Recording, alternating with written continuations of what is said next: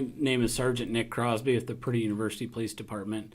I've been asked to come speak about robbery training and theft prevention. A few definitions. Robbery is when a person knowingly or intentionally takes property from another person or from the presence of another person by using or threatening the use of force or by putting another person in fear.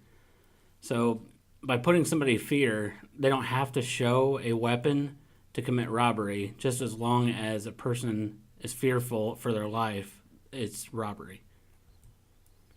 However, the offense is a level 3 felony if it's committed while armed with a deadly weapon or results in bodily injury to any person other than the robber themselves. Theft, everybody pretty much knows what theft is. Conversion is a lesser type of theft. Usually prosecutors' offices will plead theft down to conversion. Conversion is where somebody deprives the owner of their own property. So for an example, say here on campus, your roommate has let you borrow their property before, and then you decide, hey, you know what, I want to borrow that. You don't ask for permission. The owner notices it's gone and then wants to file a theft report. That can be considered a conversion. So borrowing something without permission can be considered conversion, or just depriving somebody of their own property. Receiving stolen property is pretty self-explanatory. The only thing is if you go on, say, like Craigslist, you see something that looks like the price is too cheap to be true, then it probably is too good to be true. So if you know something's possibly stolen and you still buy it, you could be charged with receiving stolen property because you had that hunch that it may be stolen. There are 4 types of robbery. There's morning glory, after hours, note dropper, and hostile takeover. Morning glory is when the robber shows up before a business is open. So typically they'll stake out the area for a couple days before they commit the robbery. So if you're showing up to work and the employees go in a certain door and the customers go in a different door, and somebody's hanging out near the employee door, you don't recognize them, you know they don't work there, call us, let us know. We'll come out and check them out. We'd rather show up and it turn out to be nothing than you not call and that person a couple days later turns out to rob the business. So morning glory, typically they show up before the business opens. They watch what time employees show up, what doors they go in, and that's where they'll start the robbery from. After hours is the exact opposite. That's where the robber will hang out after business closes. They'll watch to find out what time the business closes, where the employees exit at, and that's where they'll confront the employees to try to rob the business. Note dropper is typically what you think of when you think of bank robberies, convenience store robberies, where the robber has a note, they hand it to the cashier or the teller, and the note typically says, I have a weapon, give me all your money, do as I say, don't contact the police.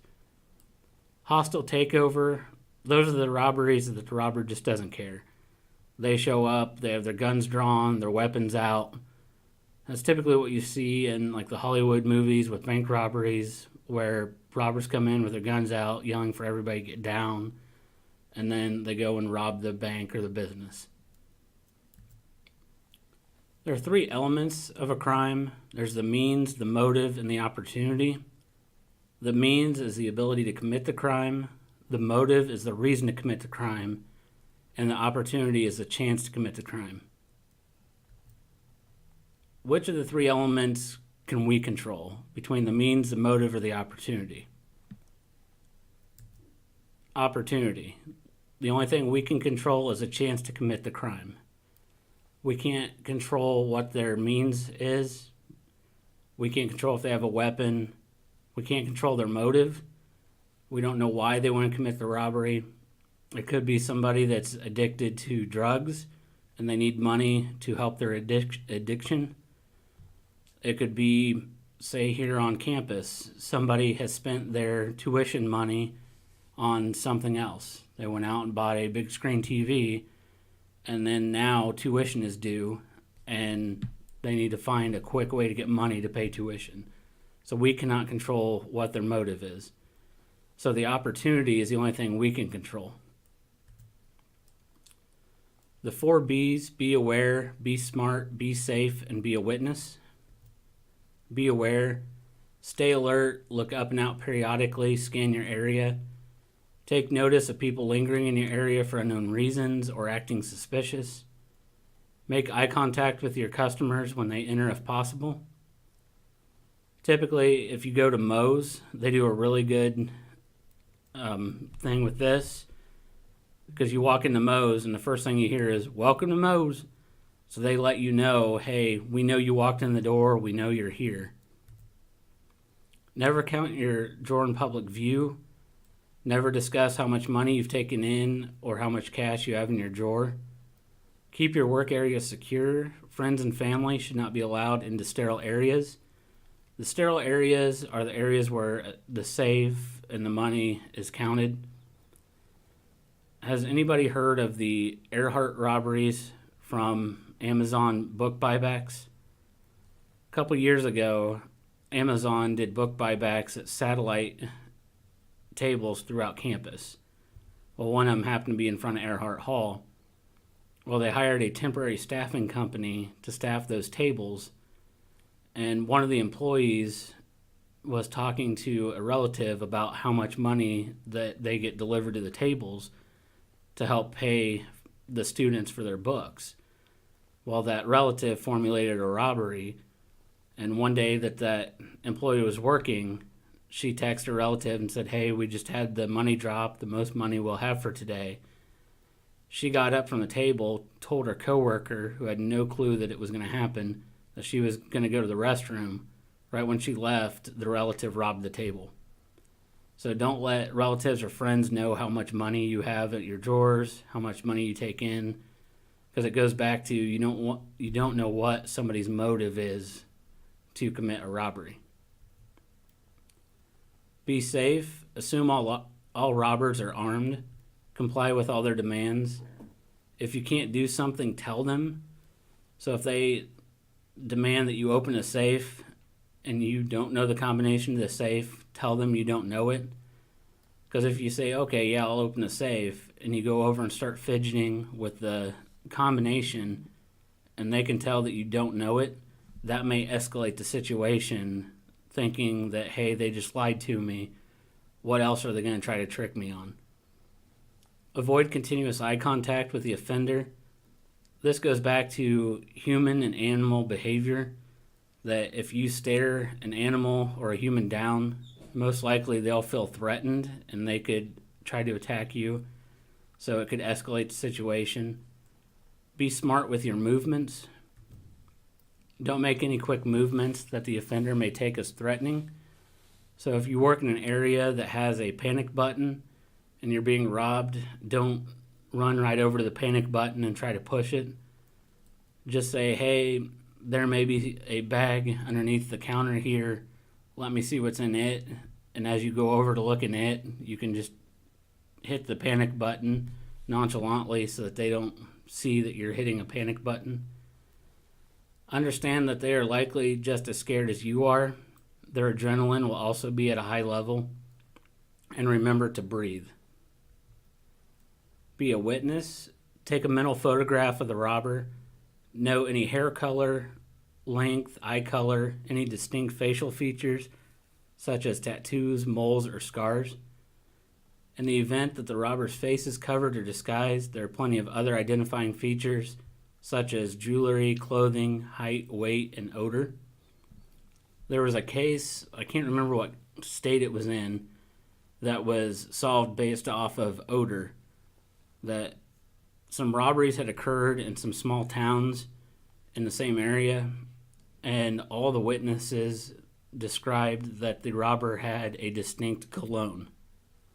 So the detectives for those departments went out, bought a bunch of colognes, had the witnesses smell them, and they all identified the same cologne.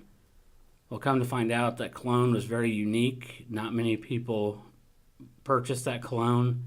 So based off of sales receipts for that clone, they eventually identified who the robber was. And also they now have new technology, that forensics technology, that if there's any kind of odor or cologne transfer from, say, a suspect to a victim's clothing, that they can now find through forensic technology what that different odor or cologne was made up of. Make note of any weapon displayed. A description of the weapon can prove useful to the investigation. Listen closely for any speech impediments, slang terms, accents, unique tones of voice. This can aid in the investigation. In addition to being able to describe the weapon, take note as to which hand it is displayed. Why is that important? Typically, somebody will have a weapon in their dominant hand. So it can tell if they're left-handed or right-handed. Note any identifying marks on the weapon hand or the other hand as to rings, tattoos, scars. In these next few pictures, you can look at the pictures and try to identify anything that you see. With this one, the suspect is right-handed. You can tell he has a mustache, and based off of his eyebrows and his mustache, he most likely has dark-colored hair. This one's also right-handed, has a dark-colored mustache. You can see the eyebrows peek out from underneath the mask. You can see the color of his eyes. This one, it's kind of tricky. Some people would look at this and think he's right-handed, but if you look at his left hand, that's what he's actually clamping down on the papers with, and he's just kind of holding them with his right hand. So this one's possibly left-handed. And then you can see his eyebrows and his eyes through the mask as well. Little weapons 101. I was sent on a call one time, and the caller said that the suspect had a gun, and I asked, well, what kind of gun? I don't know. It was a gun. This gun on the picture is a revolver. If you can't remember a revolver, it's one that has a cylinder that holds the bullets. Also, this one has a wood grain grip on it. Also has a black colored, the steel is black colored. This is a semi-automatic handgun. Look to see if the gun has any kind of accessories. All three of these are semi-automatic, but the top one has a suppressor on it, has a scoped sight on it, extended magazine that hangs out the bottom of it. So look if there's any kind of accessories. Both these guns are rifles, but the top one has a carrying handle, the bottom one has a wood stock, wood grip, has the what you would call a banana type magazine coming out of it, the one on the bottom. Knives. This is a folding knife, like a pocket knife. This is a fixed blade knife. Other identifying features is the blade has the silver and black camo pattern. And also the brand SOG. It's their 30-year anniversary. I looked this knife up, and there's only a limited amount that were actually made. So by having those characteristics for a witness, it can help detectives know, hey, we're looking for a limited edition knife. After the incident, after the robber leaves, lock down the immediate area and then call the police. Do not move or touch anything that the robber may have touched. This is important because you would not believe the number of calls that we get sent on where, say it happened on the 3rd floor of a residence hall, the caller wants us to meet in the lobby. We get to the lobby and they're like, oh yeah, they left a handkerchief behind. And we're like, okay, where's it at? And then the caller pulls it out of their pocket. So if they leave anything behind, don't touch it, leave it where it was left, because there may be other clues in that area that we may be looking for as well.